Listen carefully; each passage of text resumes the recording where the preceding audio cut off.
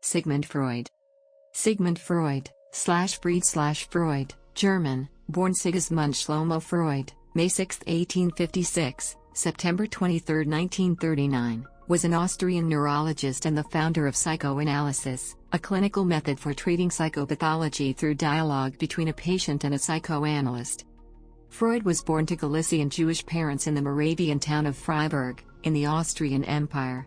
He qualified as a doctor of medicine in 1881 at the University of Vienna. Upon completing his habilitation in 1885, he was appointed a docent in neuropathology and became an affiliated professor in 1902. Freud lived and worked in Vienna, having set up his clinical practice there in 1886. In 1938, Freud left Austria to escape the Nazis. He died in exile in the United Kingdom in 1939. In founding psychoanalysis, Freud developed therapeutic techniques such as the use of free association and discovered transference, establishing its central role in the analytic process. Freud's redefinition of sexuality to include its infantile forms led him to formulate the Oedipus complex as the central tenet of psychoanalytical theory. His analysis of dreams as wish fulfillments provided him with models for the clinical analysis of symptom formation and the underlying mechanisms of repression. On this basis, Freud elaborated his theory of the unconscious and went on to develop a model of psychic structure comprising id, ego and superego. Freud postulated the existence of libido, a sexualized energy with which mental processes and structures are invested and which generates erotic attachments, and a death drive, the source of compulsive repetition, hate, aggression and neurotic guilt. In his later works, Freud developed a wide-ranging interpretation and critique of religion and culture. Though in overall decline as a diagnostic and clinical practice, psychoanalysis remains influential within psychology, psychiatry, and psychotherapy, and across the humanities.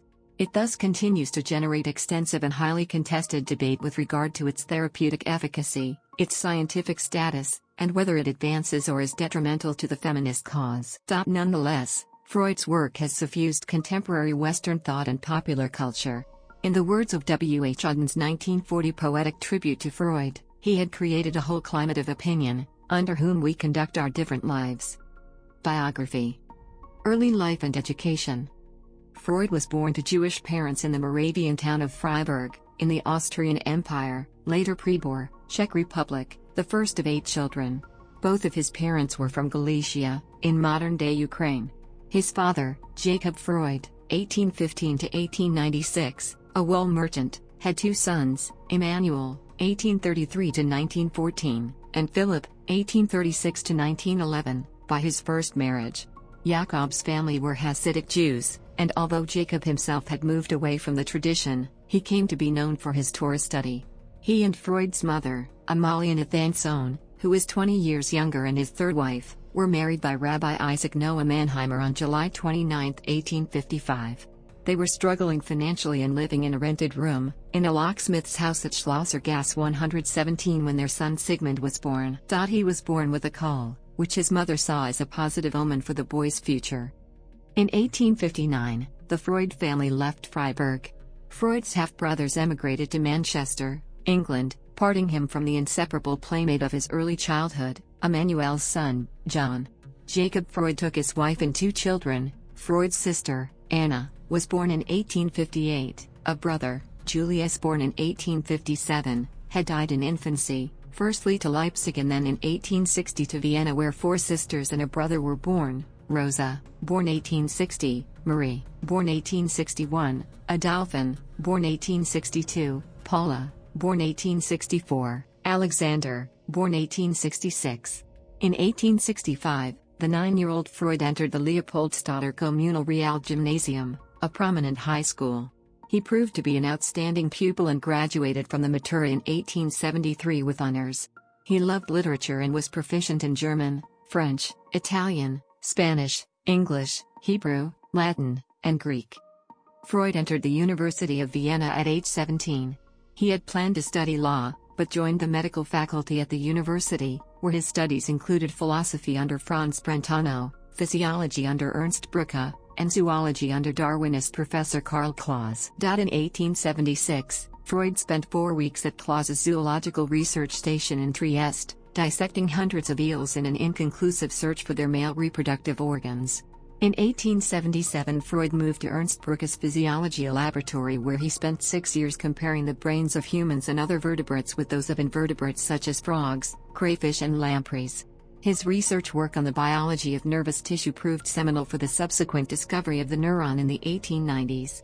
Freud's research work was interrupted in 1879 by the obligation to undertake a year's compulsory military service. The lengthy downtimes enabled him to complete a commission to translate 4 essays from John Stuart Mill's collected works. He graduated with an MD in March 1881. Early career and marriage. In 1882, Freud began his medical career at the Vienna General Hospital. His research work in cerebral anatomy led to the publication of an influential paper on the palliative effects of cocaine in 1884, and his work on aphasia would form the basis of his first book on the aphasias, A Critical Study, published in 1891. Over a 3-year period, Freud worked in various departments of the hospital. His time spent in Theodor Maynard's psychiatric clinic and as a locum in a local asylum led to an increased interest in clinical work. His substantial body of published research led to his appointment as a university lecturer or docent in neuropathology in 1885, a non-salary post but one which entitled him to give lectures at the University of Vienna. In 1886, Freud resigned his hospital post and entered private practice specializing in nervous disorders. The same year he married Martha Bernays, the granddaughter of Isaac Bernays, a chief rabbi in Hamburg.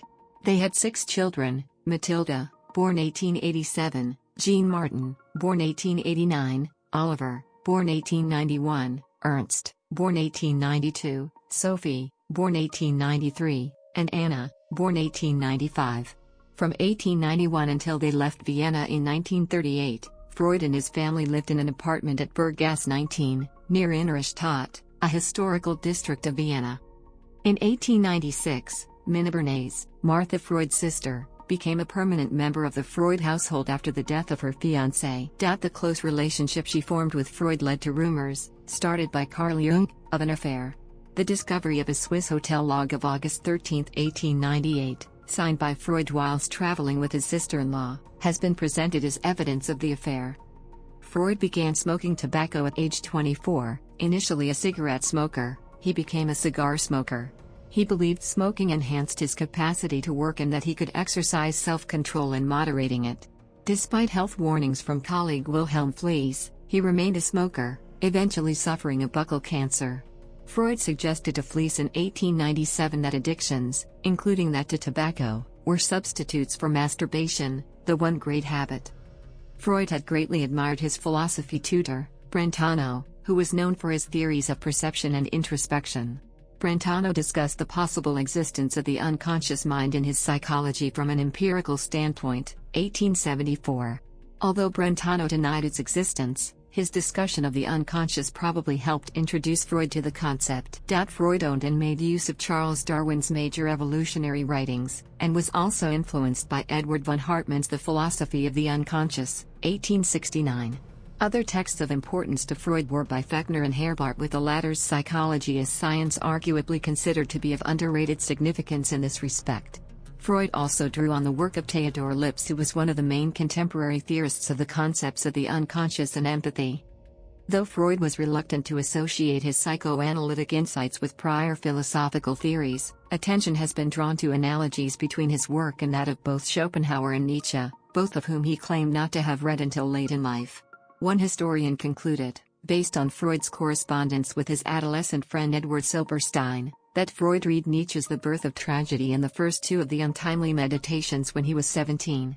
In 1900, the year of Nietzsche's death, Freud bought his collected works. He told his friend, Fliess, that he hoped to find in Nietzsche's works the words for much that remains mute in me. Later, he said he had not yet opened them. Freud came to treat Nietzsche's writings as texts to be resisted far more than to be studied. His interest in philosophy declined after he had decided on a career in neurology. Freud read William Shakespeare in English throughout his life, and it has been suggested that his understanding of human psychology may have been partially derived from Shakespeare's plays. Freud's Jewish origins and his allegiance to his secular Jewish identity were of significant influence in the formation of his intellectual and moral outlook, especially with respect to his intellectual nonconformism, as he was the first to point out in his autobiographical study. They would also have a substantial effect on the content of psychoanalytic ideas, particularly in respect of their common concerns with depth interpretation and the bounding of desire by law. Development of psychoanalysis. In October 1885, Freud went to Paris on a 3-month fellowship to study with Jean-Martin Charcot, a renowned neurologist who was conducting scientific research into hypnosis. He was later to recall the experience of this stay as catalytic in turning him toward the practice of medical psychopathology and away from a less financially promising career in neurology research. Charcot specialized in the study of hysteria and susceptibility to hypnosis, which he frequently demonstrated with patients on stage in front of an audience. Once he had set up in private practice back in Vienna in 1886, Freud began using hypnosis in his clinical work. He adopted the approach of his friend and collaborator, Joseph Breuer, in a type of hypnosis which was different from the French methods he had studied, in that it did not use suggestion. The treatment of one particular patient of Breuer's proved to be transformative for Freud's clinical practice.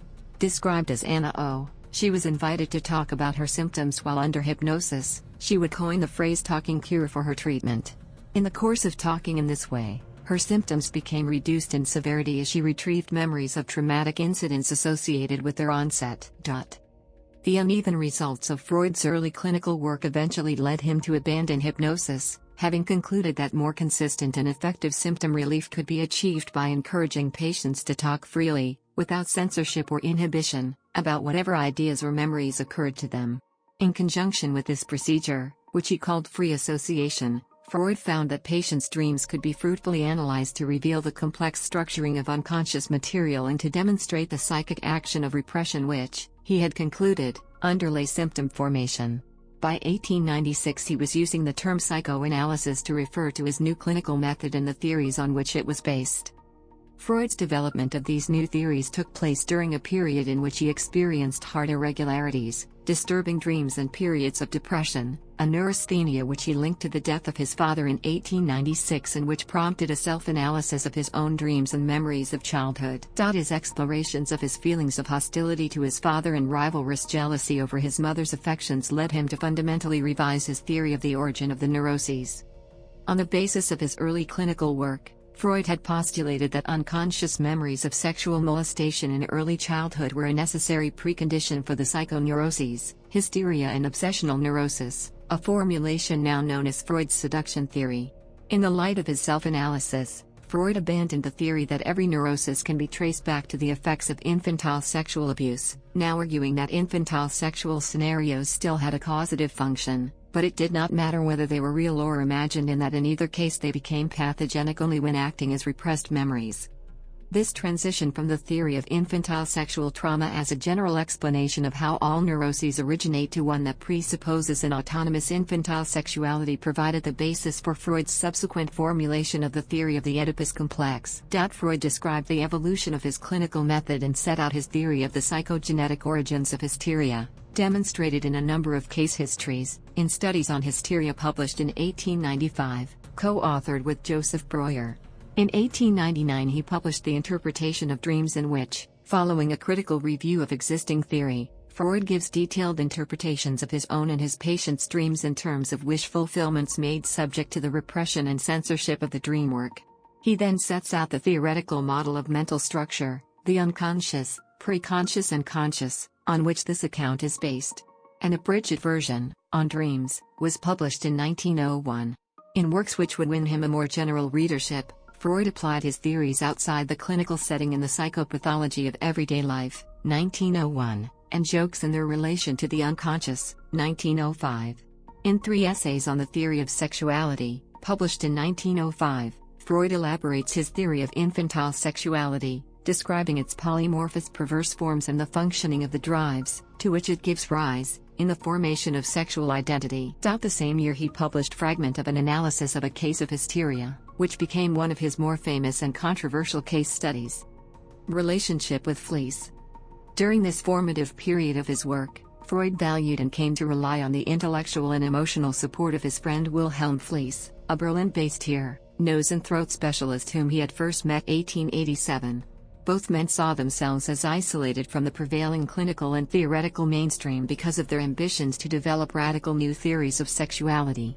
Fliess developed highly eccentric theories of human biorhythms and a nasogenital connection which are today considered pseudoscientific. He shared Freud's views on the importance of certain aspects of sexuality, masturbation, coitus interruptus, and the use of condoms, in the etiology of what were then called the actual neuroses, primarily neurasthenia and certain physically manifested anxiety symptoms.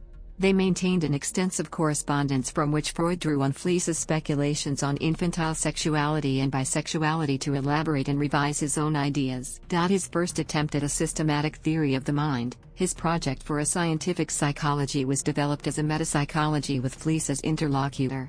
However, Freud's efforts to build a bridge between neurology and psychology were eventually abandoned after they had reached an impasse, as his letters to Fliess reveal, though some ideas of the project were to be taken up again in the concluding chapter of the Interpretation of Dreams. Freud had Fliess repeatedly operate on his nose and sinuses to treat nasal reflex neurosis, and subsequently referred his patient Emma Eckstein to him. According to Freud, her history of symptoms included severe leg pains with consequent restricted mobility, as well as stomach and menstrual pains. These pains were, according to Fliess's theories, caused by habitual masturbation which, as the tissue of the nose and genitalia were linked, was curable by removal of part of the middle turbinate. Fliess's surgery proved disastrous, resulting in profuse, recurrent nasal bleeding. He had left a half-meter of gauze in Eckstein's nasal cavity, the subsequent removal of which left her permanently disfigured. At first, though aware of Fliess's culpability, Freud fled from the remedial surgery in horror. He could only bring himself to delicately intimate in his correspondence to Fliess the nature of his disastrous role, and in subsequent letters maintained a tactful silence on the matter, or else returned to the face-saving topic of Eckstein's hysteria. Freud ultimately, in light of Eckstein's history of adolescent self-cutting and irregular nasal and menstrual bleeding, concluded that Fliess was completely without blame, as Eckstein's post-operative hemorrhages were hysterical wish bleedings linked to an old wish to be loved in her illness and triggered as a means of re-arousing affection. Eckstein nonetheless continued her analysis with Freud. She was restored to full mobility and went on to practice psychoanalysis herself. Freud, who had called Fliess the Kepler of biology, later concluded that a combination of a homoerotic attachment and the residue of his specifically Jewish mysticism lay behind his loyalty to his Jewish friend and his consequent overestimation of both his theoretical and clinical work. Their friendship came to an acrimonious end, with Fliess angry at Freud's unwillingness to endorse his general theory of sexual periodicity and accusing him of collusion in the plagiarism of his work. After Fliess failed to respond to Freud's offer of collaboration over publication of his 3 essays on the theory of sexuality in 1906, their relationship came to an end. Early followers. In 1902, Freud at last realized his long-standing ambition to be made a university professor. The title Professor Extraordinarius was important to Freud for the recognition and prestige it conferred. There being no salary or teaching duties attached to the post, he would be granted the enhanced status of Professor Ordinarius in 1920. Despite support from the university, his appointment had been blocked in successive years by the political authorities, and it was secured only with the intervention of one of his more influential ex-patients, a Baroness Marie Ferstel, who, supposedly, had to bribe the Minister of Education with a valuable painting.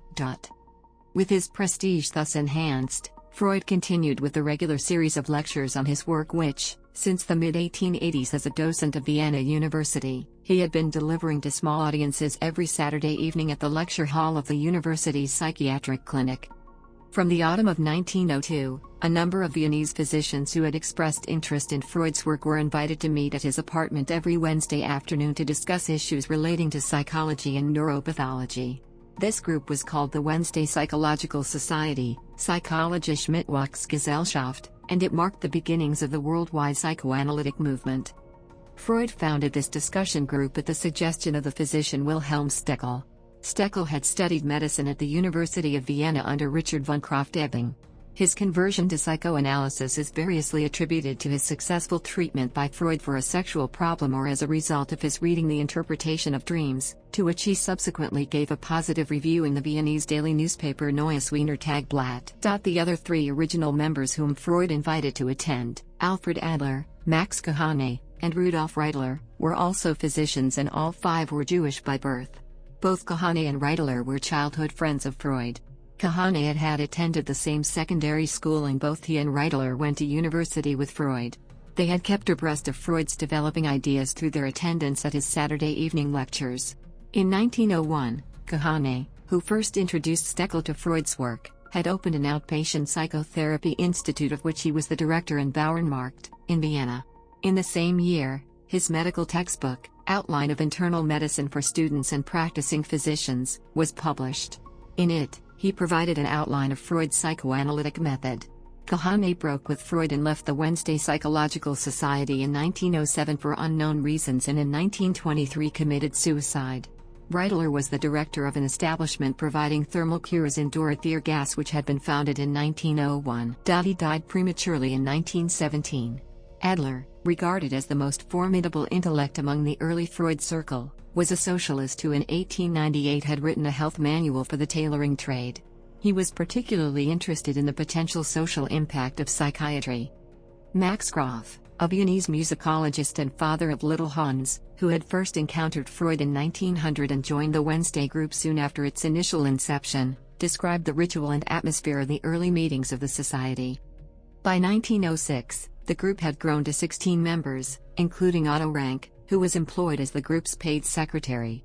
In the same year, Freud began a correspondence with Carl Gustav Jung, who was by then already an academically acclaimed researcher into word association and the galvanic skin response, and a lecturer at Zurich University, although still only an assistant to Eugene Bleuler at the Bergdorf Mental Hospital in Zurich. In March 1907, Jung and Ludwig Binswanger, also a Swiss psychiatrist, traveled to Vienna to visit Freud and attend the discussion group. Thereafter, they established a small psychoanalytic group in Zurich. In 1908, reflecting its growing institutional status, the Wednesday group was reconstituted as the Vienna Psychoanalytic Society with Freud as president, a position he relinquished in 1910 in favor of Adler in the hope of neutralizing his increasingly critical standpoint. The first woman member, Margareta Hilferding, joined the society in 1910 and the following year she was joined by Tatiana Rosenthal and Sabina Spielrein, who were both Russian psychiatrists and graduates of the Zurich University Medical School. Prior to the completion of her studies, Spielrein had been a patient of Jung at the Bergdorf and the clinical and personal details of their relationship became the subject of an extensive correspondence between Freud and Jung. Both women would go on to make important contributions to the work of the Russian Psychoanalytic Society founded in 1910. Freud's early followers met together formally for the first time at the Hotel Bristol, Salzburg on April 27, 1908. This meeting, which was retrospectively deemed to be the first International Psychoanalytic Congress, was convened at the suggestion of Ernest Jones, then a London-based neurologist who had discovered Freud's writings and begun applying psychoanalytic methods in his clinical work. Jones had met Jung at a conference the previous year and they met up again in Zurich to organize the Congress. There were, as Jones records, 42 present, half of whom were or became practicing analysts. In addition to Jones and the Viennese and Zurich contingents accompanying Freud and Jung, also present and notable for their subsequent importance in the psychoanalytic movement were Karl Abraham and Max Seidingon from Berlin, Sándor Ferenczi from Budapest and the New York-based Abraham Brill. Important decisions were taken at the Congress with a view to advancing the impact of Freud's work. A journal, the Jahrbuch für Psychoanalytische und Psychopathologische Forschungen, was launched in 1909 under the editorship of Jung. This was followed in 1910 by the monthlies and Traublatt für Psychoanalyse edited by Adler and Stekel, in 1911 by Imago, a journal devoted to the application of psychoanalysis to the field of cultural and literary studies edited by Rank, and in 1913 by the International Zeitschrift für Psychoanalyse, also edited by Rank. Plans for an international association of psychoanalysts were put in place and these were implemented at the Nuremberg Congress of 1910 where Jung was elected, with Freud's support, as its first president. Freud turned to Brill and Jones to further his ambition to spread the psychoanalytic cause in the English-speaking world. Both were invited to Vienna following the Salzburg Congress and a division of labor was agreed with Brill given the translation rights for Freud's works, and Jones, who was to take up a post at the University of Toronto later in the year, tasked with establishing a platform for Freudian ideas in North American academic and medical life. Jones's advocacy prepared the way for Freud's visit to the United States, accompanied by Jung and Ferenczi, in September 1909 at the invitation of Stanley Hall, president of Clark University. Worcester, Massachusetts, where he gave 5 lectures on psychoanalysis. The event, at which Freud was awarded an honorary doctorate, marked the first public recognition of Freud's work and attracted widespread media interest. Freud's audience included the distinguished neurologist and psychiatrist James Jackson Putnam, professor of diseases of the nervous system at Harvard, who invited Freud to his country retreat where they held extensive discussions over a period of 4 days. Putnam's subsequent public endorsement of Freud's work represented a significant breakthrough for the psychoanalytic cause in the United States. When Putnam and Jones organized the founding of the American Psychoanalytic Association in May 1911, they were elected president and secretary respectively. Brill founded the New York Psychoanalytic Society the same year. His English translations of Freud's work began to appear from 1909. Resignations from the IPA. Some of Freud's followers subsequently withdrew from the International Psychoanalytical Association, IPA, and founded their own schools. From 1909, Adler's views on topics such as neurosis began to differ markedly from those held by Freud. As Adler's position appeared increasingly incompatible with Freudianism, a series of confrontations between their respective viewpoints took place at the meetings of the Viennese Psychoanalytic Society in January and February 1911. In February 1911, Adler, then the president of the society, resigned his position. At this time, Stekel also resigned his position as vice president of the society. Adler finally left the Freudian group altogether in June 1911 to found his own organization with 9 other members who had also resigned from the group. This new formation was initially called Society for Free Psychoanalysis, but it was soon renamed the Society for Individual Psychology. In the period after World War I, Adler became increasingly associated with a psychological position he devised called individual psychology. In 1912, Jung published Wandlungen und Symbol der Libido, published in English in 1916 as Psychology of the Unconscious, making it clear that his views were taking a direction quite different from those of Freud. To distinguish his system from psychoanalysis, Jung called it analytical psychology. Anticipating the final breakdown of the relationship between Freud and Jung, Ernest Jones initiated the formation of a secret committee of loyalists charged with safeguarding the theoretical coherence and institutional legacy of the psychoanalytic movement. Formed in the autumn of 1912, the committee comprised Freud, Jones, Abraham, Ferenczi, Rank, and Hans Sachs. Max Zeitungon joined the committee in 1919. Each member pledged himself not to make any public departure from the fundamental tenets of psychoanalytic theory before he had discussed his views with the others. After this development, Jung recognized that his position was untenable and resigned as editor of the Jahrbuch and then as president of the IPA in April 1914. The Zurich Society withdrew from the IPA the following July. Later the same year, Freud published a paper entitled The History of the Psychoanalytic Movement, the German original being first published in the Jahrbuch, giving his view on the birth and evolution of the psychoanalytic movement and the withdrawal of Adler and Jung from it. The final defection from Freud's inner circle occurred following the publication in 1924 of Rank's The Trauma of Birth, which other members of the committee read as, in effect, abandoning the Oedipus complex as the central tenet of psychoanalytic theory. Abraham and Jones became increasingly forceful critics of Rank, and though he and Freud were reluctant to end their close and long-standing relationship, the break finally came in 1926 when Rank resigned from his official posts in the IPA and left Vienna for Paris. His place on the committee was taken by Anna Freud. Rank eventually settled in the United States, where his revisions of Freudian theory were to influence a new generation of therapists uncomfortable with the orthodoxies of the IPA. Early psychoanalytic movement. After the founding of the IPA in 1910, an international network of psychoanalytical societies, training institutes and clinics became well established, and a regular schedule of biannual congresses commenced after the end of World War I to coordinate their activities. Abraham and Zeitungon founded the Berlin Psychoanalytic Society in 1910 and then the Berlin Psychoanalytic Institute and the Poliklinik in 1920. The Poliklinik's innovations of free treatment and child analysis and the Berlin Institute's standardization of psychoanalytic training had a major influence on the wider psychoanalytic movement. In 1927, Ernst Simmel founded the Schloss Tegel Sanatorium on the outskirts of Berlin, the first such establishment to provide psychoanalytic treatment in an institutional framework.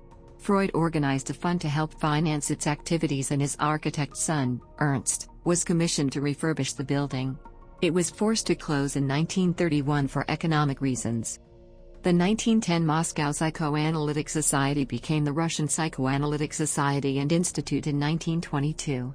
Freud's Russian followers were the first to benefit from translations of his work, the 1904 Russian translation of The Interpretation of Dreams appearing 9 years before Brill's English edition. The Russian Institute was unique in receiving state support for its activities, including publication of translations of Freud's works.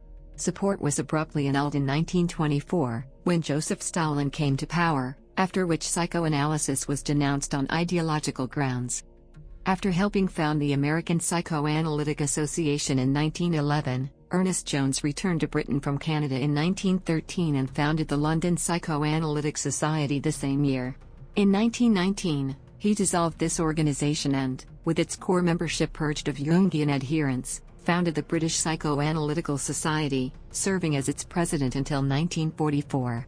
The Institute of Psychoanalysis was established 1924 and the London Clinic of Psychoanalysis established in 1926, both under Jones's directorship. The Vienna Ambulatorium, Clinic, was established in 1922 and the Vienna Psychoanalytic Institute was founded in 1924 under the directorship of Helene Deutsch. Ferenczi founded the Budapest Psychoanalytic Institute in 1913 and a clinic in 1929. Psychoanalytic societies and institutes were established in Switzerland, 1919, France, 1926, Italy, 1932, the Netherlands, 1933, Norway, 1933, and in Palestine, Jerusalem, 1933, by Eitingon, who had fled Berlin after Adolf Hitler came to power. The New York Psychoanalytic Institute was founded in 1931. The 1922 Berlin Congress was the last Freud attended. By this time his speech had become seriously impaired by the prosthetic device he needed as a result of a series of operations on his cancerous jaw. He kept abreast of developments through a regular correspondence with his principal followers and via the circular letters and meetings of the secret committee which he continued to attend. The committee continued to function until 1927, by which time institutional developments within the IPA, such as the establishment of the International Training Commission, had addressed concerns about the transmission of psychoanalytic theory and practice. There remained, however, significant differences over the issue of lay analysis, i.e. the acceptance of non-medically qualified candidates for psychoanalytic training. Freud set out his case in favor in 1926 in his The Question of Lay Analysis. He was resolutely opposed by the American societies who expressed concerns over professional standards and the risk of litigation, though child analysts were made exempt. These concerns were also shared by some of his European colleagues. Eventually an agreement was reached allowing societies autonomy in setting criteria for candidature. In 1930 Freud was awarded the Goethe Prize in recognition of his contributions to psychology and to German literary culture.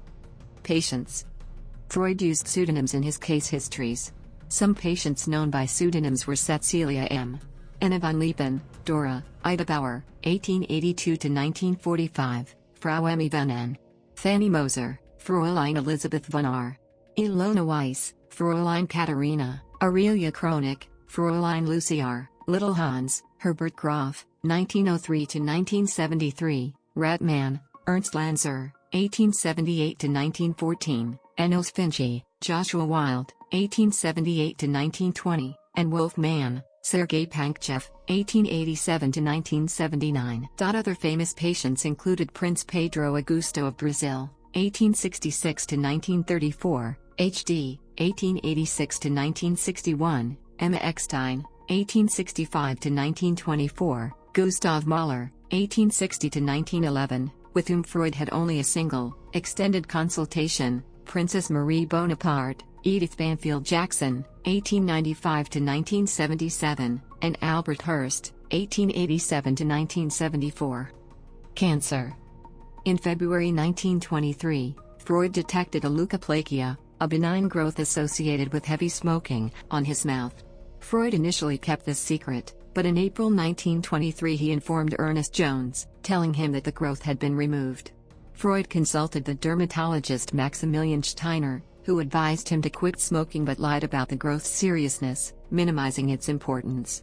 Freud later saw Felix Deutsch, who saw that the growth was cancerous. He identified it to Freud using the euphemism of bad leukoplakia instead of the technical diagnosis epithelioma. Deutsch advised Freud to stop smoking and have the growth excised. Freud was treated by Marcus Hayek, a rhinologist whose competence he had previously questioned. Hayek performed an unnecessary cosmetic surgery in his clinic's outpatient department. Freud bled during and after the operation, and may narrowly have escaped death. Freud subsequently saw Deutsch again. Deutsch saw that further surgery would be required, but did not tell Freud he had cancer because he was worried that Freud might wish to commit suicide. Escape from Nazism. In January 1933, the Nazi Party took control of Germany, and Freud's books were prominent among those they burned and destroyed. Freud remarked to Ernest Jones, "What progress we are making. In the Middle Ages they would have burned me. Now, they are content with burning my books." Freud continued to underestimate the growing Nazi threat and remained determined to stay in Vienna, even following the Anschluss of March 13, 1938, in which Nazi Germany annexed Austria, and the outbreaks of violent anti-Semitism that ensued. Jones, the then president of the International Psychoanalytical Association, IPA, flew into Vienna from London via Prague on 15 March determined to get Freud to change his mind and seek exile in Britain. This prospect and the shock of the arrest and interrogation of Anna Freud by the Gestapo finally convinced Freud it was time to leave Austria. Jones left for London the following week with a list provided by Freud of the party of émigrés for whom immigration permits would be required. Back in London, Jones used his personal acquaintance with the Home Secretary, Sir Samuel Hoare, to expedite the granting of permits. There were 17 in all, and work permits were provided where relevant. Jones also used his influence in scientific circles, persuading the President of the Royal Society, Sir William Bragg, to write to the Foreign Secretary Lord Halifax, requesting to good effect that diplomatic pressure be applied in Berlin and Vienna on Freud's behalf. Freud also had support from American diplomats, notably his ex-patient and American ambassador to France, William Bullitt. Bullitt alerted U.S. President Roosevelt to the increased dangers facing the Freuds, resulting in the American Consul General in Vienna, John Cooper Wiley, arranging regular monitoring of Berggas 19. He also intervened by phone call during the Gestapo interrogation of Anna Freud. The departure from Vienna began in stages throughout April and May 1938. Freud's grandson Ernst Halberstadt and Freud's son Martin's wife and children left for Paris in April. Freud's sister-in-law, Minna Bernays, left for London on 5 May, Martin Freud the following week, and Freud's daughter Matilda and her husband, Robert Hollicher, on 24 May. By the end of the month, arrangements for Freud's own departure for London had become stalled, mired in a legally tortuous and financially extortionate process of negotiation with the Nazi authorities. Under regulations imposed on its Jewish population by the new Nazi regime, a commissar was appointed to manage Freud's assets and those of the IPA whose headquarters were nearby Freud's home. Freud was allocated to Dr. Anton Sauerwald, who had studied chemistry at Vienna University under Professor Joseph Herzig, an old friend of Freud's. Sauerwald read Freud's books to further learn about him and became sympathetic towards his situation. Though required to disclose details of all Freud's bank accounts to his superiors and to arrange the destruction of the historic library of books housed in the offices of the IPA, Sauerwald did neither. Instead, he removed evidence of Freud's foreign bank accounts to his own safekeeping and arranged the storage of the IPA library in the Austrian National Library, where it remained until the end of the war. Though Sauerwald's intervention lessened the financial burden of the flight tax on Freud's declared assets, other substantial charges were levied in relation to the debts of the IPA and the valuable collection of antiquities Freud possessed. Unable to access his own accounts, Freud turned to Princess Marie Bonaparte, the most eminent and wealthy of his French followers, who had traveled to Vienna to offer her support, and it was she who made the necessary funds available. This allowed Sauerwald to sign the necessary exit visas for Freud, his wife Martha and daughter Anna. They left Vienna on the Orient Express on 4 June, accompanied by their housekeeper and a doctor, arriving in Paris the following day, where they stayed as guests of Princess Bonaparte before traveling overnight to London, arriving at Victoria Station on 6 June. Among those soon to call on Freud to pay their respects were Salvador Dali, Stefan Zweig, Leonard Woolf, Virginia Woolf and H.G. Wells. Representatives of the Royal Society called with the Society's charter for Freud, who had been elected a foreign member in 1936, to sign himself into membership. Princess Bonaparte arrived towards the end of June to discuss the fate of Freud's 4 elderly sisters left behind in Vienna. Her subsequent attempts to get them exit visas failed, and they would all die in Nazi concentration camps. In early 1939, Sauerwald arrived in London in mysterious circumstances where he met Freud's brother Alexander. He was tried and imprisoned in 1945 by an Austrian court for his activities as a Nazi Party official. Responding to a plea from his wife, Anna Freud wrote to confirm that Sauerwald used his office as our appointed commissar in such a manner as to protect my father. Her intervention helped secure his release from jail in 1947. In the Freud's new home, 20 Maresfield Gardens, Hampstead, North London, Freud's Vienna consulting room was recreated in faithful detail. He continued to see patients there until the terminal stages of his illness. He also worked on his last books, Moses and Monotheism, published in German in 1938 and in English the following year, and the uncompleted An Outline of Psychoanalysis, which was published posthumously. Death. By mid-September 1939, Freud's cancer of the jaw was causing him increasingly severe pain and had been declared to be inoperable. The last book he read, Balzac's La Peau de Chagrin, prompted reflections on his own increasing frailty, and a few days later he turned to his doctor, friend and fellow refugee, Max Schur, reminding him that they had previously discussed the terminal stages of his illness. "Schur, you remember our contract not to leave me in the lurch when the time had come. Now it is nothing but torture and makes no sense." When Schur replied that he had not forgotten, Freud said, "I thank you, and then talk it over with Anna, and if she thinks it's right, then make an end of it." Anna Freud wanted to postpone her father's death, but Schur convinced her it was pointless to keep him alive, and on 21 and 22 of September administered doses of morphine that resulted in Freud's death around 3 a.m. on September 23, 1939. However, discrepancies in the various accounts Schur gave of his role in Freud's final hours, which have in turn led to inconsistencies between Freud's main biographers, has led to further research and a revised account. This proposes that Schur was absent from Freud's deathbed when a third and final dose of morphine was administered by Dr. Josephine Strauss, a colleague of Anna Freud's, leading to Freud's death around midnight on September 23, 1939. 3 days after his death, Freud's body was cremated at the Golders Green Crematorium in North London, with Harrods acting as funeral directors, on the instructions of his son, Ernst. Funeral orations were given by Ernest Jones and the Austrian author Stefan Zweig. Freud's ashes were later placed in the crematorium's Ernest George Columbarium. They rest on a plinth designed by his son, Ernst, in a sealed ancient Greek crater painted with Dionysian scenes that Freud had received as a gift from Princess Bonaparte, and which he had kept in his study in Vienna for many years. After his wife, Martha, died in 1951, her ashes were also placed in the urn. Ideas early work. Freud began his study of medicine at the University of Vienna in 1873. He took almost 9 years to complete his studies, due to his interest in neurophysiological research, specifically investigation of the sexual anatomy of eels and the physiology of the fish nervous system, and because of his interest in studying philosophy with Franz Brentano. He entered private practice in neurology for financial reasons, receiving his MD degree in 1881 at the age of 25. Amongst his principal concerns in the 1880s was the anatomy of the brain, specifically the medulla oblongata.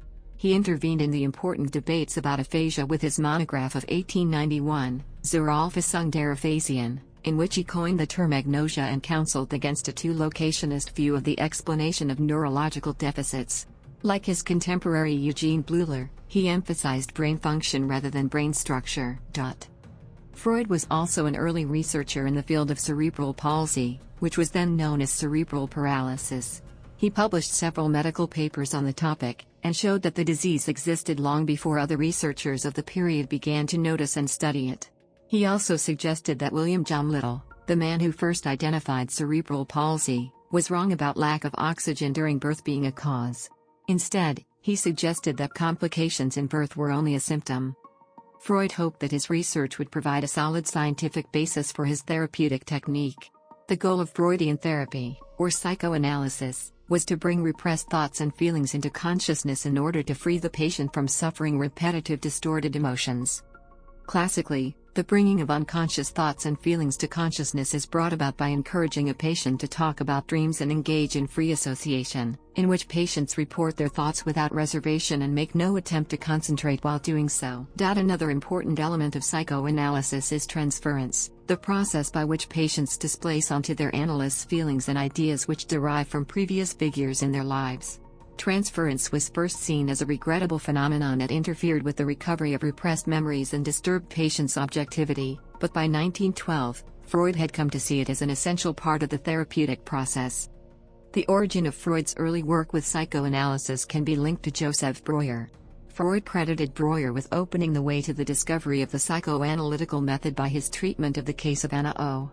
In November 1880, Breuer was called in to treat a highly intelligent 21-year-old woman, Bertha Poppenheim, for a persistent cough that he diagnosed as hysterical. He found that while nursing her dying father, she had developed a number of transitory symptoms, including visual disorders and paralysis and contractures of limbs, which he also diagnosed as hysterical. Breuer began to see his patient almost every day as the symptoms increased and became more persistent, and observed that she entered states of absence. He found that when, with his encouragement, she told fantasy stories in her evening states of absence, her condition improved, and most of her symptoms had disappeared by April 1881. Following the death of her father in that month, her condition deteriorated again. Breuer recorded that some of the symptoms eventually remitted spontaneously, and that full recovery was achieved by inducing her to recall events that had precipitated the occurrence of a specific symptom. In the years immediately following Breuer's treatment, Anna O spent 3 short periods in sanatoria with the diagnosis hysteria with somatic symptoms, and some authors have challenged Breuer's published account of a cure. Richard Skews rejects this interpretation, which he sees as stemming from both Freudian and anti-psychoanalytical revisionism, that regards both Breuer's narrative of the case as unreliable and his treatment of Anna O. as a failure. Psychologist Frank Sulloway contends that Freud's case histories are rampant with censorship, distortions, highly dubious reconstructions, and exaggerated claims. Seduction theory. In the early 1890s, Freud used a form of treatment based on the one that Breuer had described to him, modified by what he called his pressure technique and his newly developed analytic technique of interpretation and reconstruction. According to Freud's later accounts of this period, as a result of his use of this procedure, most of his patients in the mid-1890s reported early childhood sexual abuse. He believed these stories, which he used as the basis for his seduction theory, but then he came to believe that they were fantasies. He explained these at first as having the function of fending off memories of infantile masturbation, but in later years he wrote that they represented edible fantasies, stemming from innate drives that are sexual and destructive in nature. Another version of events focuses on Freud's proposing that unconscious memories of infantile sexual abuse were at the root of the psychoneuroses in Letters to Fliess in October 1895, before he reported that he had actually discovered such abuse among his patients. In the first half of 1896, Freud published 3 papers, which led to his seduction theory, stating that he had uncovered, in all of his current patients, deeply repressed memories of sexual abuse in early childhood. In these papers, Freud recorded that his patients were not consciously aware of these memories, and must therefore be present as unconscious memories if they were to result in hysterical symptoms or obsessional neurosis. The patients were subjected to considerable pressure to reproduce infantile sexual abuse scenes that Freud was convinced had been repressed into the unconscious. Patients were generally unconvinced that their experiences of Freud's clinical procedure indicated actual sexual abuse. He reported that even after a supposed reproduction of sexual scenes, the patients assured him emphatically of their disbelief. As well as his pressure technique, Freud's clinical procedures involved analytic inference and the symbolic interpretation of symptoms to trace back to memories of infantile sexual abuse. His claim of 100% confirmation of his theory only served to reinforce previously expressed reservations from his colleagues about the validity of findings obtained through his suggestive techniques. Freud subsequently showed inconsistency as to whether his seduction theory was still compatible with his later findings. In an addendum to the etiology of hysteria, he stated, "All this is true, but it must be remembered that at the time I wrote it I had not yet freed myself from my overvaluation of reality and my low valuation of fantasy." Some years later, Freud explicitly rejected the claim of his colleague Ferenczi that his patients' reports of sexual molestation were actual memories instead of fantasies, and he tried to dissuade Ferenczi from making his views public. Karen Abel-Rapay concludes in her study, "I no longer believe, did Freud abandon the seduction theory?" Freud marked out and started down a trail of investigation into the nature of the experience of infantile incest and its impact on the human psyche, and then abandoned this direction for the most part. Cocaine. As a medical researcher, Freud was an early user and proponent of cocaine as a stimulant as well as analgesic. He believed that cocaine was a cure for many mental and physical problems, and in his 1884 paper on coca he extolled its virtues. Between 1883 and 1887 he wrote several articles recommending medical applications, including its use as an antidepressant. He narrowly missed out on obtaining scientific priority for discovering its anesthetic properties, of which he was aware but had mentioned only in passing. Karl Koller, a colleague of Freud's in Vienna, received that distinction in 1884 after reporting to a medical society the ways cocaine could be used in delicate eye surgery. Freud also recommended cocaine as a cure for morphine addiction. He had introduced cocaine to his friend Ernst von Fleischl-Marxau, who had become addicted to morphine taken to relieve years of excruciating nerve pain resulting from an infection acquired after injuring himself while performing an autopsy. His claim that Fleischl-Marxau was cured of his addiction was premature, though he never acknowledged that he had been at fault. Fleischl-Marxau developed an acute case of cocaine psychosis, and soon returned to using morphine, dying a few years later still suffering from intolerable pain. The application as an anesthetic turned out to be one of the few safe uses of cocaine, and as reports of addiction and overdose began to filter in from many places in the world, Freud's medical reputation became somewhat tarnished. After the cocaine episode, Freud ceased to publicly recommend use of the drug, but continued to take it himself occasionally for depression, migraine and nasal inflammation during the early 1890s, before discontinuing in 1896. The unconscious. The concept of the unconscious was central to Freud's account of the mind. Freud believed that while poets and thinkers had long known of the existence of the unconscious, he had ensured that it received scientific recognition in the field of psychology. Freud states explicitly that his concept of the unconscious as he first formulated it was based on the theory of repression. He postulated a cycle in which ideas are repressed, but remain in the mind, removed from consciousness yet operative, then reappear in consciousness under certain circumstances. The postulate was based upon the investigation of cases of hysteria, which revealed instances of behavior in patients that could not be explained without reference to ideas or thoughts of which they had no awareness, and which analysis revealed were linked to the, real or imagined, repressed sexual scenarios of childhood. In his later reformulations of the concept of repression in his 1915 paper Repression, Standard Edition 14, Freud introduced the distinction in the unconscious between primary repression linked to the universal taboo on incest, innately present originally, and repression, after expulsion, that was a product of an individual's life history, acquired in the course of the ego's development, in which something that was at one point conscious is rejected or eliminated from consciousness. In his account of the development and modification of his theory of unconscious mental processes, he sets out in his 1915 paper The Unconscious, Standard Edition 14, Freud identifies the three perspectives he employs: the dynamic, the economic and the topographical. The dynamic perspective concerns firstly the constitution of the unconscious by repression, and secondly the process of censorship which maintains unwanted, anxiety-inducing thoughts as such. Here Freud is drawing on observations from his earliest clinical work in the treatment of hysteria. In the economic perspective, the focus is upon the trajectories of the repressed contents, the vicissitudes of sexual impulses as they undergo complex transformations in the process of both symptom formation and normal unconscious thoughts such as dreams and slips of the tongue. These were topics Freud explored in detail in the interpretation of dreams and the psychopathology of everyday life. Whereas both these former perspectives focus on the unconscious as it is about to enter consciousness, the topographical perspective represents a shift in which the systemic properties of the unconscious, its characteristic processes and modes of operation such as condensation and displacement, are placed in the foreground. This first topography presents a model of psychic structure comprising three systems. In his later work, notably in The Ego and the Id, 1923, a second topography is introduced comprising id, ego and superego, which is superimposed on the first without replacing it. In this later formulation of the concept of the unconscious, the id comprises a reservoir of instincts or drives, a portion of them being hereditary or innate, a portion repressed or acquired. As such, from the economic perspective, the id is the prime source of psychical energy, and from the dynamic perspective it conflicts with the ego and the superego, which, genetically speaking, are diversifications of the id. Dreams.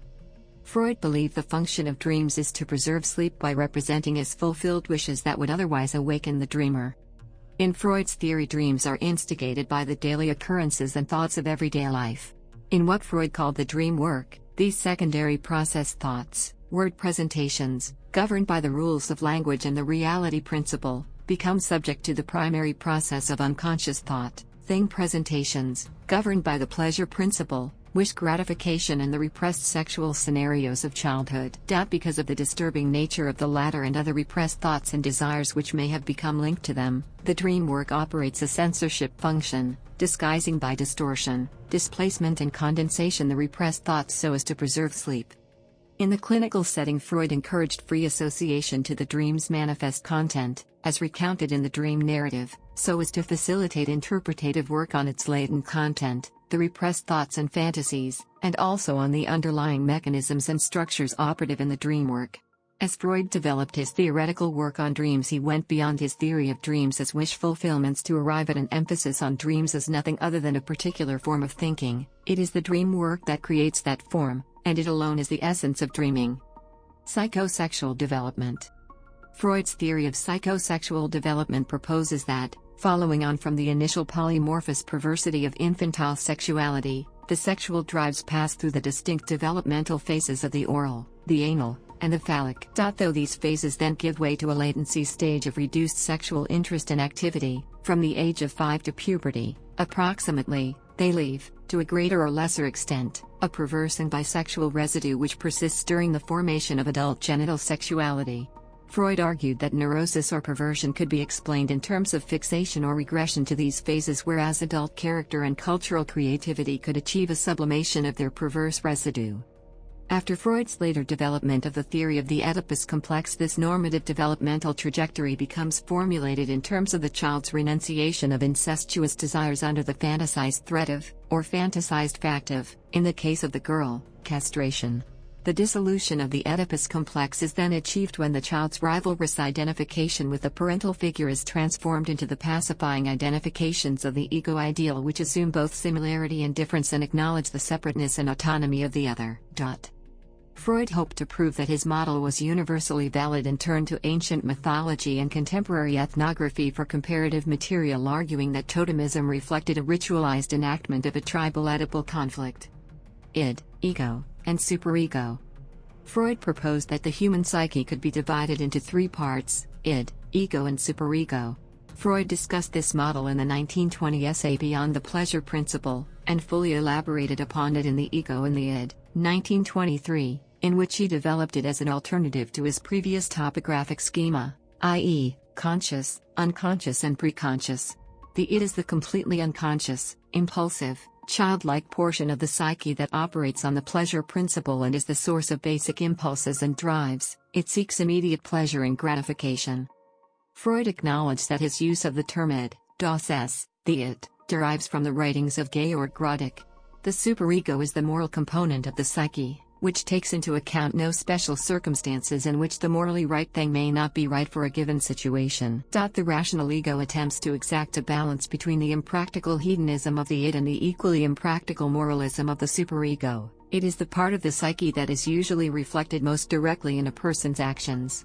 When overburdened or threatened by its tasks, it may employ defense mechanisms including denial, repression, undoing, rationalization, and displacement. This concept is usually represented by the iceberg model. This model represents the roles the id, ego, and superego play in relation to conscious and unconscious thought. Freud compared the relationship between the ego and the id to that between a charioteer and his horses. The horses provide the energy and drive, while the charioteer provides direction. Life and death drives. Freud believed that the human psyche is subject to 2 conflicting drives, the life drive or libido and the death drive. The life drive was also termed eros and the death drive thanatos, although Freud did not use the latter term. Thanatos was introduced in this context by Paul Federn. Freud hypothesized that libido is a form of mental energy with which processes, structures and object representations are invested. In Beyond the Pleasure Principle, 1920, Freud inferred the existence of a death drive. Its premise was a regulatory principle that has been described as the principle of psychic inertia, the nirvana principle, and the conservatism of instinct. Its background was Freud's earlier project for a scientific psychology, where he had defined the principle governing the mental apparatus as its tendency to divest itself of quantity or to reduce tension to zero. Freud had been obliged to abandon that definition, since it proved adequate only to the most rudimentary kinds of mental functioning, and replaced the idea that the apparatus tends toward a level of zero tension with the idea that it tends toward a minimum level of tension. Freud in effect readopted the original definition and beyond the pleasure principle, this time applying it to a different principle. He asserted that on certain occasions the mind acts as though it could eliminate tension entirely, or in effect to reduce itself to a state of extinction. His key evidence for this was the existence of the compulsion to repeat. Examples of such repetition included the dream life of traumatic neurotics and children's play. In the phenomenon of repetition, Freud saw a psychic trend to work over earlier impressions, to master them and derive pleasure from them. A trend was prior to the pleasure principle but not opposed to it. In addition to that trend, there was also a principle at work that was opposed to, and thus beyond the pleasure principle. If repetition is a necessary element in the binding of energy or adaptation, when carried to inordinate lengths it becomes a means of abandoning adaptations and reinstating earlier or less evolved psychic positions. By combining this idea with the hypothesis that all repetition is a form of discharge, Freud reached the conclusion that the compulsion to repeat is an effort to restore a state that is both historically primitive and marked by the total draining of energy, death. Melancholia. In his 1917 essay Mourning and Melancholia, Freud drew a distinction between mourning, painful but an inevitable part of life, and melancholia, his term for pathological refusal of a mourner to decaffect from the lost one. Freud claimed that, in normal mourning, the ego was responsible for narcissistically detaching the libido from the lost one as a means of self-preservation, but that in melancholia, prior ambivalence towards the lost one prevents this from occurring. Suicide, Freud hypothesized, could result in extreme cases, when unconscious feelings of conflict became directed against the mourner's own ego. Femininity and female sexuality. Initiating what became the first debate within psychoanalysis on femininity, Karen Horney of the Berlin Institute set out to challenge Freud's account of the development of feminine sexuality. Rejecting Freud's theories of the feminine castration complex and penis envy, Horney argued for a primary femininity and penis envy as a defensive formation rather than arising from the fact, or injury, of biological asymmetry as Freud held. Horney had the influential support of Melanie Klein and Ernest Jones, who coined the term phallocentrism in his critique of Freud's position. In defending Freud against this critique, feminist scholar Jacqueline Rose has argued that it presupposes a more normative account of female sexual development than that given by Freud. She notes that Freud moved from a description of the little girl stuck with her inferiority or injury in the face of the anatomy of the little boy to an account in his later work which explicitly describes the process of becoming feminine as an injury or catastrophe for the complexity of her earlier psychic and sexual life. According to Freud, elimination of clitoral sexuality is a necessary precondition for the development of femininity, since it is immature and masculine in its nature. Freud postulated the concept of vaginal orgasm as separate from clitoral orgasm, achieved by external stimulation of the clitoris. In 1905, he stated that clitoral orgasms are purely an adolescent phenomenon and that, upon reaching puberty, the proper response of mature women is a changeover to vaginal orgasms, meaning orgasms without any clitoral stimulation. This theory has been criticized on the grounds that Freud provided no evidence for this basic assumption, and because it made many women feel inadequate when they could not achieve orgasm via vaginal intercourse alone. Religion.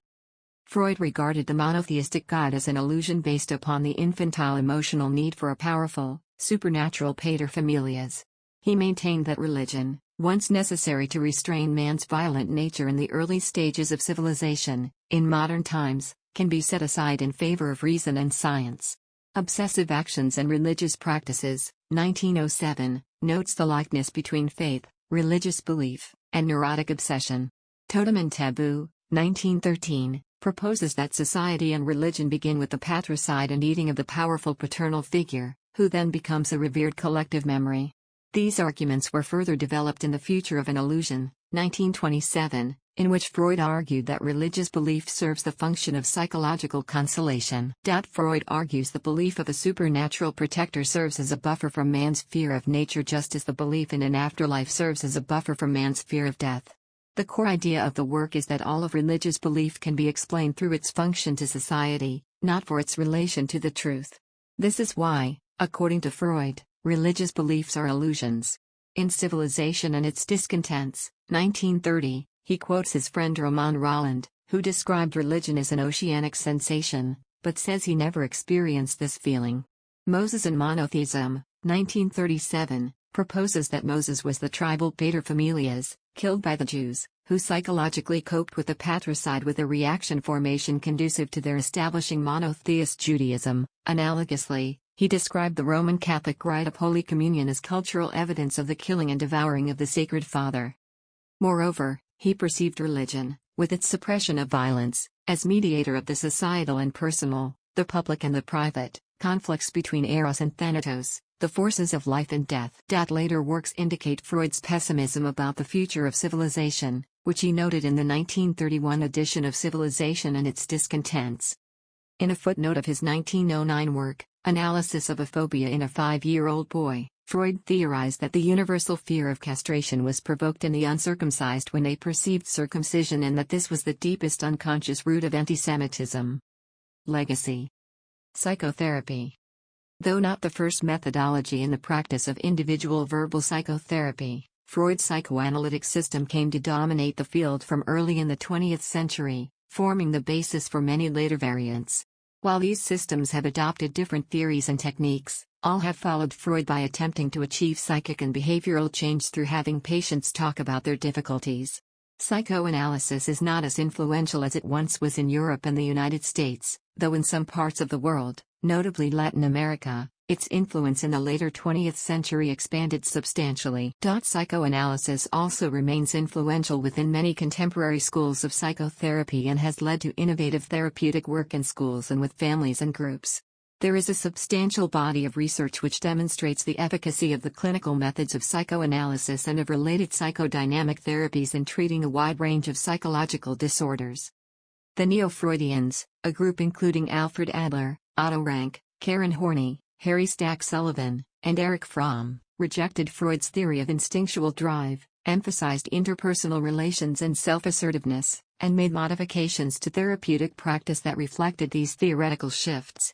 Adler originated the approach, although his influence was indirect due to his inability to systematically formulate his ideas. Neo-Freudian analysis places more emphasis on the patient's relationship with the analyst and less on exploration of the unconscious. Carl Jung believed that the collective unconscious, which reflects the cosmic order and the history of the human species, is the most important part of the mind. It contains archetypes, which are manifested in symbols that appear in dreams, disturbed states of mind, and various products of culture. Jungians are less interested in infantile development and psychological conflict between wishes and the forces that frustrate them than in integration between different parts of the person. The object of Jungian therapy was to mend such splits. Jung focused in particular on problems of middle and later life. His objective was to allow people to experience the split-off aspects of themselves, such as the anima, a man's suppressed female self, the animus, a woman's suppressed male self, or the shadow, an inferior self-image, and thereby attain wisdom. Jacques Lacan approached psychoanalysis through linguistics and literature. Lacan believed Freud's essential work had been done prior to 1905 and concerned the interpretation of dreams, neurotic symptoms, and slips, which had been based on a revolutionary way of understanding language and its relation to experience and subjectivity, and that ego psychology and object relations theory were based upon misreadings of Freud's work. For Lacan, the determinative dimension of human experience is neither the self, as in ego psychology, nor relations with others, as in object relations theory, but language. Lacan saw desire as more important than need and considered it necessarily ungratifiable.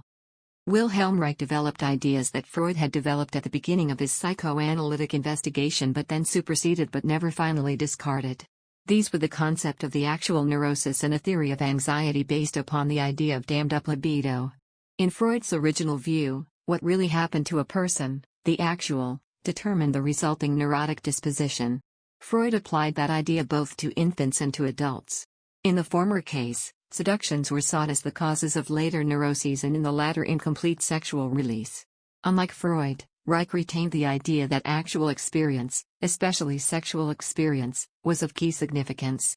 By the 1920s, Reich had taken Freud's original ideas about sexual release to the point of specifying the orgasm as the criteria of healthy function. Reich was also developing his ideas about character into a form that would later take shape, first as muscular armor, and eventually as a transducer of universal biological energy, the orgone.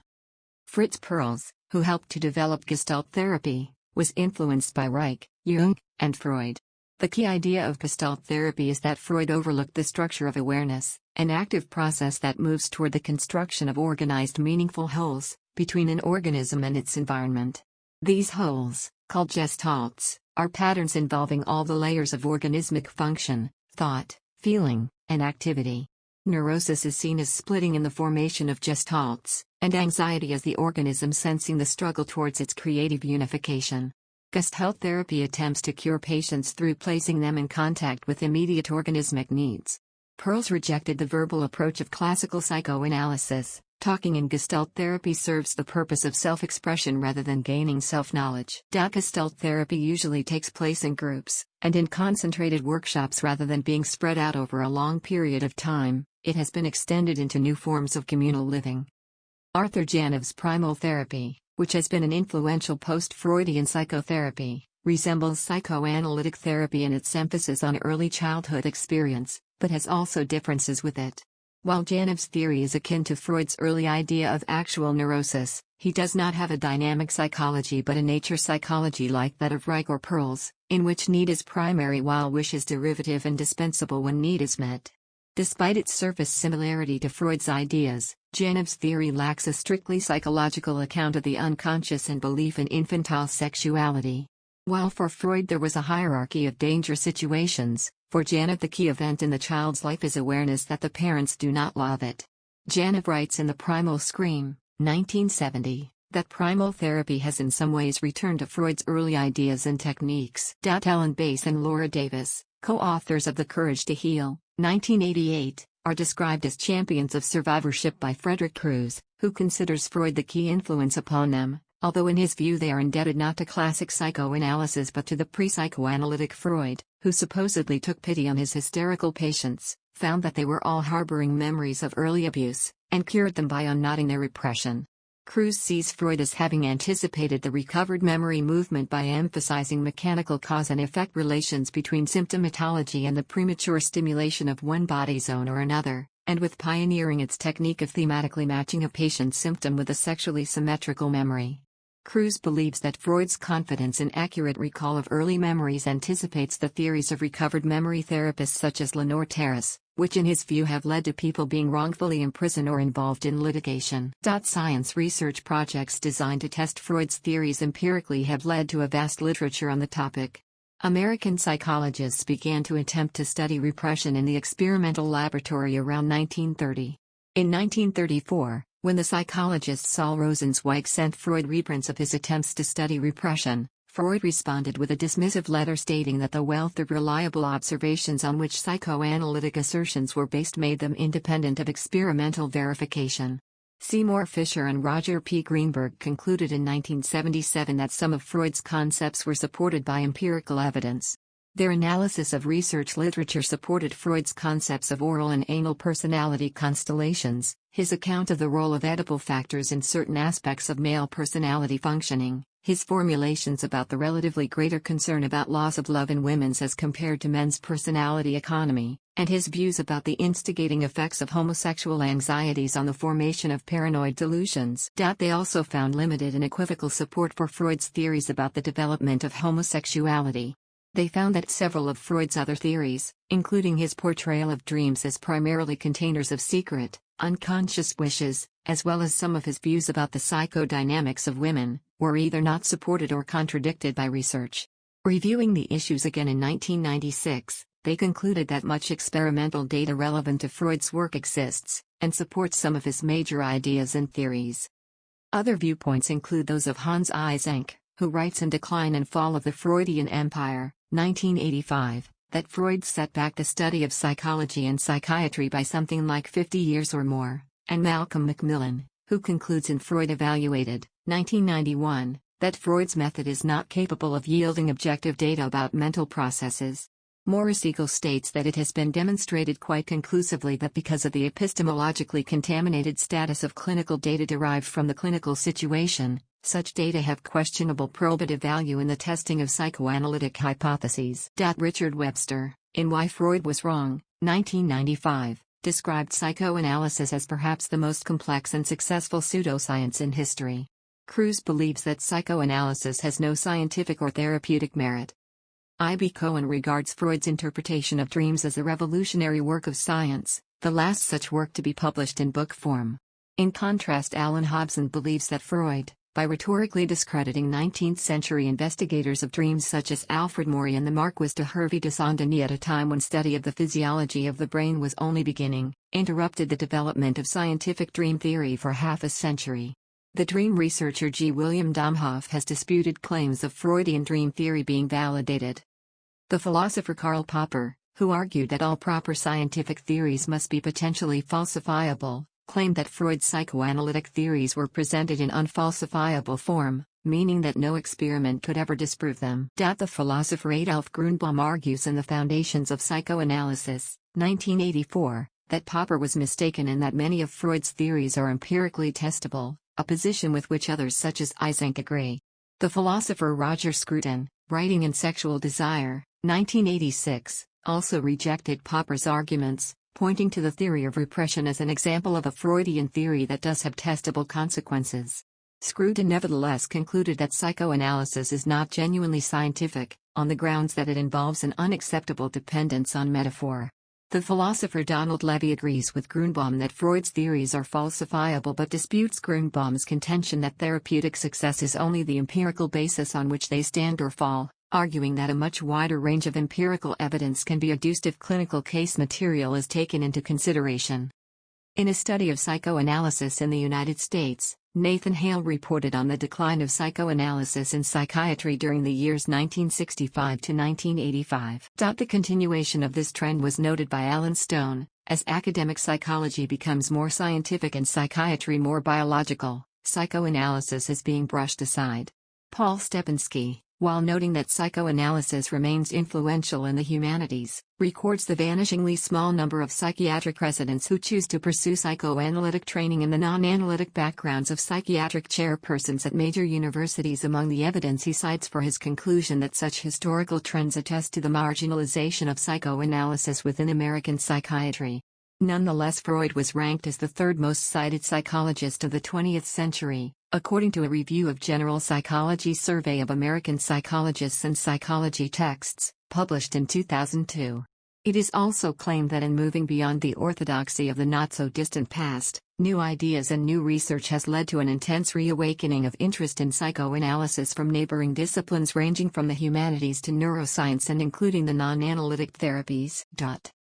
Research in the emerging field of neuropsychoanalysis, founded by neuroscientist and psychoanalyst Mark Solms, has proved controversial, with some psychoanalysts criticizing the very concept itself. Solms and his colleagues have argued for neuroscientific findings being broadly consistent with Freudian theories, pointing out brain structures relating to Freudian concepts such as libido, drives, the unconscious, and repression. Neuroscientists who have endorsed Freud's work include David Eagleman, who believes that Freud transformed psychiatry by providing the first exploration of the way in which hidden states of the brain participate in driving thought and behavior, and Nobel laureate Eric Kandel, who argues that psychoanalysis still represents the most coherent and intellectually satisfying view of the mind. Philosophy. Psychoanalysis has been interpreted as both radical and conservative. By the 1940s, it had come to be seen as conservative by the European and American intellectual community. Critics outside the psychoanalytic movement, whether on the political left or right, saw Freud as a conservative. Fromm had argued that several aspects of psychoanalytic theory served the interests of political reaction in his The Fear of Freedom, 1942, an assessment confirmed by sympathetic writers on the right. In Freud, The Mind of the Moralist, 1959. Philip Rieff portrayed Freud as a man who urged men to make the best of an inevitably unhappy fate, and admirable for that reason. In the 1950s, Herbert Marcuse challenged the then prevailing interpretation of Freud as a conservative in Eros and Civilization, 1955, as did Lionel Trilling in Freud and the Crisis of Our Culture and Norman O. Brown in Life Against Death, 1959. Eros and Civilization helped make the idea that Freud and Karl Marx were addressing similar questions from different perspectives credible to the left. Marcuse criticized neo-Freudian revisionism for discarding seemingly pessimistic theories such as the death instinct, arguing that they could be turned in a utopian direction. Freud's theories also influenced the Frankfurt School and critical theory as a whole. Freud has been compared to Marx by Reich, who saw Freud's importance for psychiatry as parallel to that of Marx for economics, and by Paul Robinson, who sees Freud as a revolutionary whose contributions to 20th century thought are comparable in importance to Marx's contributions to 19th century thought. Fromm calls Freud, Marx, and Einstein the architects of the modern age, but rejects the idea that Marx and Freud were equally significant, arguing that Marx was both far more historically important and a finer thinker. Fromm nevertheless credits Freud with permanently changing the way human nature is understood. Gilles Deleuze and Félix Guattari write in Anti-Oedipus, 1972, that psychoanalysis resembles the Russian Revolution in that it became corrupted almost from the beginning. They believe this began with Freud's development of the theory of the Oedipus complex, which they see as idealist. Jean-Paul Sartre critiques Freud's theory of the unconscious in Being and Nothingness, 1943, claiming that consciousness is essentially self-conscious. Sartre also attempts to adapt some of Freud's ideas to his own account of human life, and thereby develop an existential psychoanalysis in which causal categories are replaced by teleological categories. Maurice Merleau-Ponty considers Freud to be one of the anticipators of phenomenology, while Theodore W. Adorno considers Edmund Husserl, the founder of phenomenology, to be Freud's philosophical opposite, writing that Husserl's polemic against psychologism could have been directed against psychoanalysis. Paul Ricoeur sees Freud as one of the three masters of suspicion, alongside Marx and Nietzsche, for their unmasking the lies and illusions of consciousness. Ricoeur and Jürgen Habermas have helped create a hermeneutic version of Freud, one which claimed him as the most significant progenitor of the shift from an objectifying, empiricist understanding of the human realm to one stressing subjectivity and interpretation. Louis Althusser drew on Freud's concept of overdetermination for his reinterpretation of Marx's Capital. Jean-François Lyotard developed a theory of the unconscious that reverses Freud's account of the dream work. For Lyotard, the unconscious is a force whose intensity is manifest via disfiguration rather than condensation. Jacques Derrida finds Freud to be both a late figure in the history of Western metaphysics and, with Nietzsche and Heidegger, a precursor of his own brand of radicalism. Several scholars see Freud as parallel to Plato, writing that they hold nearly the same theory of dreams and have similar theories of the tripartite structure of the human soul or personality, even if the hierarchy between the parts of the soul is almost reversed. Ernest Gellner argues that Freud's theories are an inversion of Plato's. Whereas Plato saw a hierarchy inherent in the nature of reality, and relied upon it to validate norms, Freud was a naturalist who could not follow such an approach. Both men's theories drew a parallel between the structure of the human mind and that of society, but while Plato wanted to strengthen the superego, which corresponded to the aristocracy, Freud wanted to strengthen the ego, which corresponded to the middle class. Paul Vitz compares Freudian psychoanalysis to Thomism, noting St. Thomas's belief in the existence of an unconscious consciousness and his frequent use of the word and concept libido sometimes in a more specific sense than Freud, but always in a manner in agreement with the Freudian use. Vitz suggests that Freud may have been unaware his theory of the unconscious was reminiscent of Aquinas. Literature and literary criticism. The poem In Memory of Sigmund Freud was published by British poet W. H. Auden in his 1940 collection Another Time. Literary critic Harold Bloom has been influenced by Freud. Camille Paglia has also been influenced by Freud, whom she calls Nietzsche's heir and one of the greatest sexual psychologists in literature, but has rejected the scientific status of his work in her Sexual Personae, 1990, writing, Freud has no rivals among his successors because they think he wrote science, when in fact he wrote art. Feminism. The decline in Freud's reputation has been attributed partly to the revival of feminism. Simone de Beauvoir criticizes psychoanalysis from an existentialist standpoint in The Second Sex, 1949, arguing that Freud saw an original superiority in the male that is in reality socially induced. Betty Friedan criticizes Freud in what she considered his Victorian view of women in The Feminine Mystique, 1963. Freud's concept of penis envy was attacked by Kate Millett, who in Sexual Politics, 1970, accused him of confusion and oversights. Naomi Weisstein writes that Freud and his followers erroneously thought his years of intensive clinical experience added up to scientific rigor. Freud is also criticized by Shulamith Firestone and Eva Figes. In The Dialectic of Sex, 1970, Firestone argues that Freud was a poet who produced metaphors rather than literal truths. In her view, Freud, like feminists, recognized that sexuality was the crucial problem of modern life, but ignored the social context and failed to question society itself. Firestone interprets Freud's metaphors in terms of the facts of power within the family. Figes tries in Patriarchal Attitudes, 1970, to place Freud within a history of ideas. Juliet Mitchell defends Freud against his feminist critics in Psychoanalysis and Feminism, 1974, accusing them of misreading him and misunderstanding the implications of psychoanalytic theory for feminism. Mitchell helped introduce English-speaking feminists to Lacan. Mitchell is criticized by Jane Gallup in The Daughter's Seduction, 1982. Gallup compliments Mitchell for her criticism of feminist discussions of Freud, but finds her treatment of Lacanian theory lacking. Some French feminists, among them Julia Kristeva and Luce Irigaray, have been influenced by Freud as interpreted by Lacan. Irigaray has produced a theoretical challenge to Freud and Lacan, using their theories against them to put forward a psychoanalytic explanation for theoretical bias. Irigaray, who claims that the cultural unconscious only recognizes the male sex, describes how this affects accounts of the psychology of women. Psychologist Carol Gilligan writes that the penchant of developmental theorists to project a masculine image, and one that appears frightening to women, goes back at least to Freud. She sees Freud's criticism of women's sense of justice reappearing in the work of Jean Piaget and Lawrence Kohlberg. Gilligan notes that Nancy Chodorow, in contrast to Freud, attributes sexual difference not to anatomy but to the fact that male and female children have different early social environments.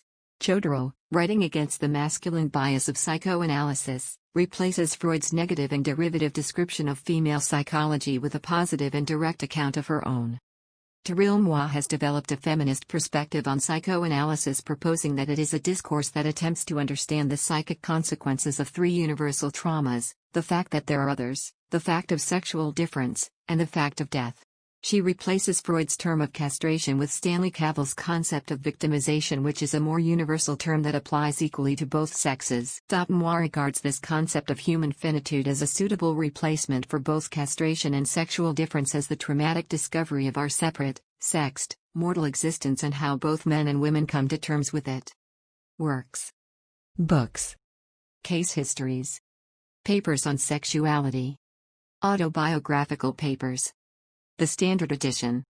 The Standard Edition of the Complete Psychological Works of Sigmund Freud. Translated from the German under the general editorship of James Strachey, in collaboration with Anna Freud, assisted by Alex Strachey, Alan Tyson, and Angela Richards. 24 volumes, London, Hogarth Press and the Institute of Psychoanalysis, 1953 to 1974. Correspondence in 1974. Correspondence in 1974. Correspondence in 1974. Correspondence in 1974. Correspondence in 1974. Correspondence in 1974. Correspondence in 1974. Correspondence in 1974. Correspondence in 1974.